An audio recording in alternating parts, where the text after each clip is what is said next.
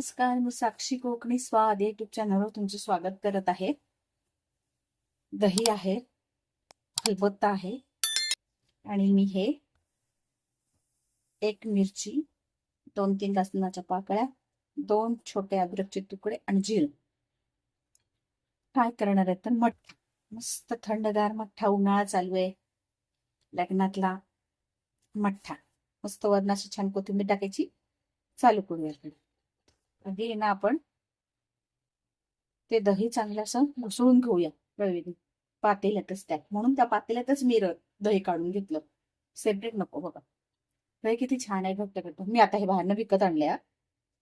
दही कसं लावायचं, गोड लागण्यासाठी उन्हाळ्यात फक्त दूध कोमट करून घ्यायचं आणि त्याच्यात 2-3 थेंब टाकायचे किंवा अर्धा चमच्यापेक्षा पण कमी दही. त्याच्याने मस्त गोड दही लागतं उन्हाळ्यात जास्त गरमी असल्यामुळे पटकन लागतं. पण थंडीत तुम्ही चांगला 1 चमचाभर दही कोमट दुधात घालून तो दही तेव्हा लागतो, विरजण लागतो. असं लागत नाही थंडीत थंड हवामान असल्यामुळं आणि उन्हाळ्यात गरम हवामान असल्यामुळं लवकर प्रोसेस होती. आपलं इडलीचं बॅटर सुद्धा पटकन लगेच फर्मेट होतं. बघा तसं हे दह्याचं सुद्धा तसंच. तर आता आपण मठ्ठा तयार करायला.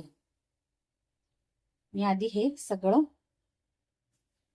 माझ्या ह्या दगडावर चांगलं बारीक करून घेते. जिरं, मिरची, लसूण आणि अद्रक.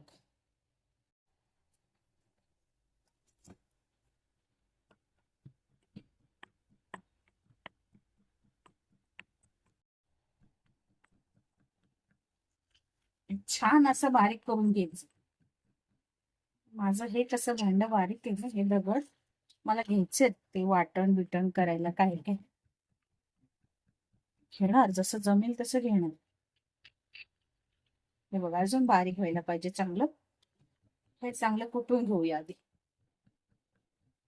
बघा आपलं छान हे मस्त बारीक झालंय. दगडाची चव एक वेगळीच येते. तुम्ही मिक्सर व वाटण करा, नारळ चटणीचं किंवा खोबऱ्याचं, आमटीचं, भाजीचं आणि वाटा परवंट्यावर करा. ह्याचा फरक खूप वेगळा, एक वेगळीच टेस्ट येते भाजीला. गावाकडे गेल्यावर चुलीवरचं जेवण आणि वाटा परवंट्यावरचं ते वाटण, काय मस्त चव असती. ताजे ताजे मासे, सगळं असं आठवतं. चला आता आपलं हे झालंय वाटून. आता आपण आधी ताक मस्त रवीने घुसवूया.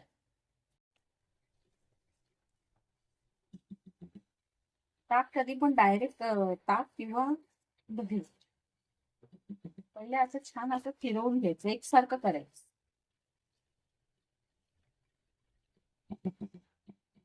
आता हे आपण छान घुसळूया.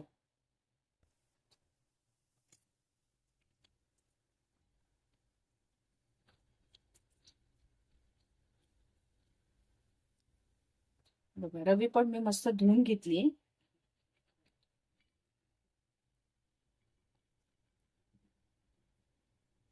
तर ह्याच्यात तुम्हाला जर लगेचच प्यायचं असेल मठ्ठा तर तुम्ही गार पाणी घालू शकता किंवा बर्फाचे तुकडे पण छोटे छोटे घालतात. थंड हवा असतो ना मठ्ठा. माझ्याकडे आहे फ्रीज मध्ये गार पाणी, ते मी घालणार आहे. आणि वरून बर्फ पण मी कालच लावून ठेवला. मी आज ठरवलं होतं की उद्या आपल्याला मठ्ठ्याची रेसिपी दाखवायची आहे, म्हणून मी काल वाटीत बर्फ पण लावून ठेवलाय. हे बघा फार काय त्रास नाही झाला. झालंय आपली हे.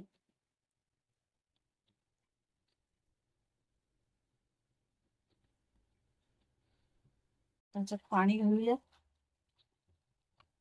फार पण पातळ करायचं नाही आणि फार पण घट्ट ठेवायचं नाही. तुम्हाला जसं लागतो तसं. मठ्ठा पातळच छान लागतो. हे बघा आता ह्याच्या जवळजवळ अजून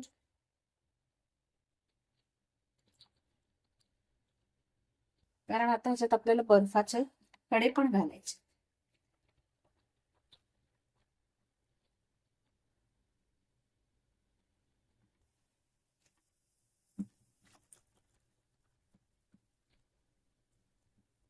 बघा मस्त झालं ना. आता आपण ह्याच्यात ते चेचून घेतलेलं सगळं वाटण घालायचं.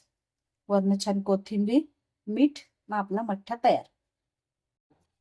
मी तोपर्यंत कोथिंबीर चिरून घेतली. आता मी एवढंच केलंय कारण माझं मठ्ठ्याचं प्रमाण खूप कमी आणि मिरची खूप तिखट आहे, त्यामुळे मी एकच घेतली. त्याच्यात चवीनुसार मीठ घालायचे.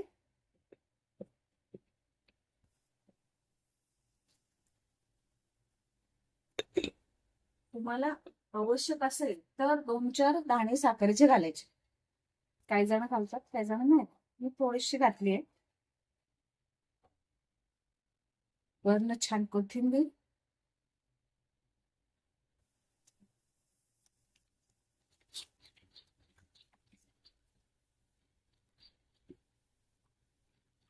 आणि आता ह्याच्यात बर्फाचे खडे.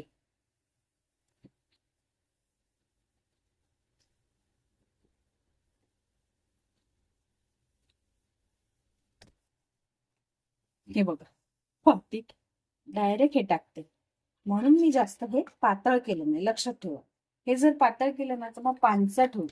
हे बघा असंच ठेवलं, कारण ह्याच्याने अजून ते गार होणार, अजून ह्याच्यात थोडस पाणी बसेल.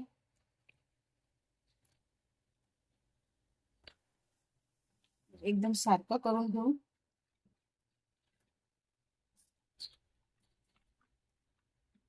जेव्हा तुम्ही मठ्ठा वाढायला घ्याल तेव्हा त्याची चव बघायची. तिखट आहे का, थोडीशी साखर मीठ हवंय का, हे बघायचं. शक्यतो मठ्ठा हा कमी तिखट हवा. मिरची जर तिखट असेल तर मग तो मठ्ठा तिखट लागतो आणि जळजळतो. म्हणून शक्यतो चव बघूनच हे करायचं.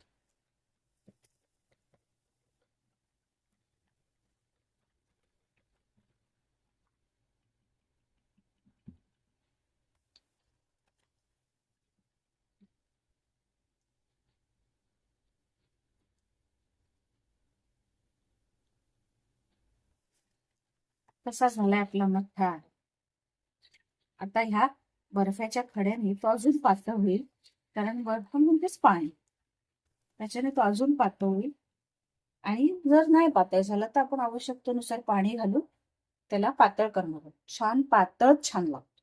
मला जर माझ्या रेसिपी आवडत असतील तर लाईक करा, शेअर करा, सबस्क्राईब करा आणि बेल आयकॉनचं बटन दाबायला विसरू नका. तोपर्यंत बाय. श्री स्वामी समर्थ.